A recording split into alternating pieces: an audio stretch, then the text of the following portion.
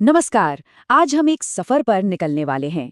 एक सफर अपने उस असली स्व को खोजने का जो रोजमर्रा की जिम्मेदारियों और भूमिकाओं के बोझ तले कहीं छिप सा गया है।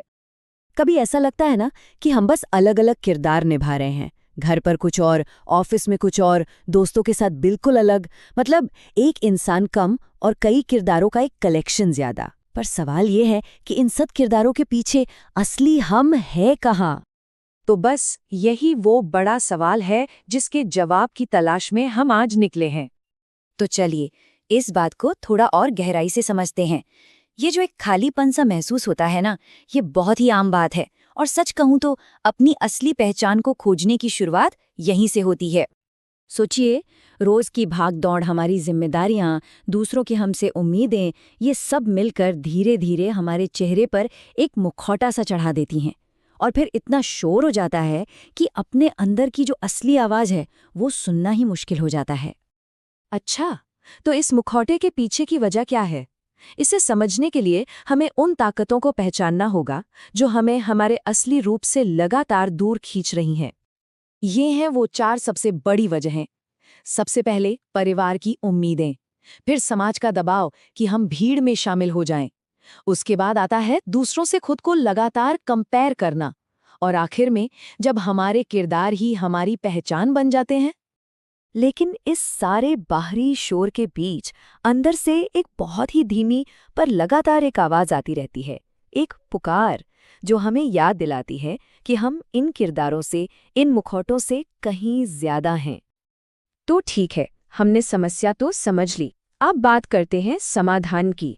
आखिर हमारी असली पहचान की बुनियाद, उसका आधार क्या है? देखिए, कुछ बुनियादी सच हैं। असली आज़ादी तब मिलती है जब हमें दूसरों की मंजूरी की ज़रूरत नहीं पड़ती। हमारे जो कोर वैल्यूज़ हैं वो हमारे लिए एक कंपास की तरह काम करते हैं। और याद रखिए, हमारा बीता हुआ कल हमें डिफाइन नहीं करता। हमारी पहचान हमारे आज के कामों से बनती है। चलिए अब बात करते हैं एक्शन की। इस सफर के सबसे अहम हिस्से पर आते हैं, वो 6 प्रैक्टिकल स्टेप्स जो इस मुखौटे को हटाकर असली पहचान तक ले जाएंगे। पहला स्टेप है नॉइज ऑडिट, मतलब शोर को पहचानना। एक लिस्ट बनाइए कि परिवार और समाज हमसे क्या चाहते हैं, और दूसरी लिस्ट में वो लिखिए जो हम बिना किसी की परवाह किए सच में चाहते हैं। अब इन दोनों को आमने सामने रखकर देखिए कहाँ कहाँ टकराव है।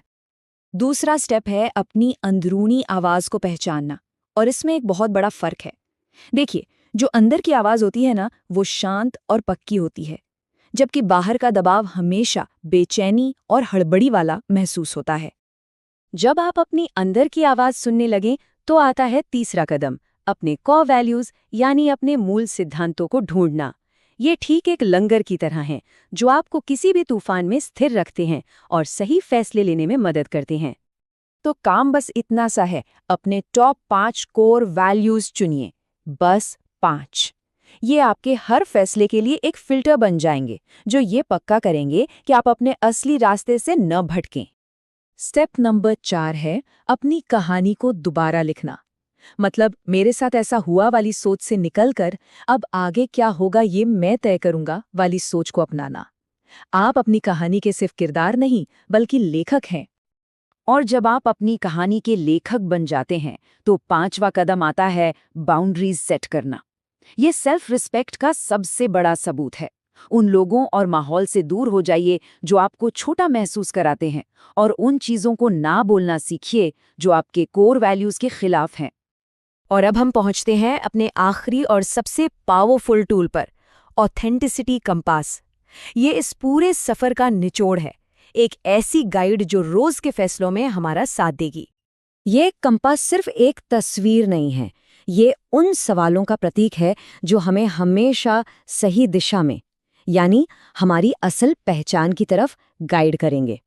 तो ये हैं कंपास के वो 4 सवाल। जब भी किसी दुविधा में हो, कोई बड़ा फैसला लेना हो, तो बस खुद से ये पूछिए। इनके जवाब आपको कभी गलत रास्ते पर नहीं जाने देंगे। तो अब सवाल ये है कि इन सब बातों को असलियत में कैसे लाया जाए। इसके लिए ये रहा एक 30 दिन का एक्शन प्लान। ये छोटे छोटे मगर बहुत असरदार कदम हैं जो आपको एक नई पहचान बनाने में मदद करेंगे, क्योंकि पहचान सोचने से नहीं करने से बनती है।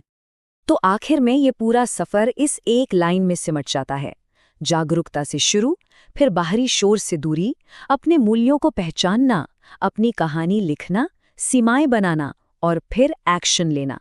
इसी से बनती है हमारी असली पहचान। तो सवाल ये नहीं है कि हम कौन हैं, सवाल ये है कि हम कौन बनना चुन रहे हैं।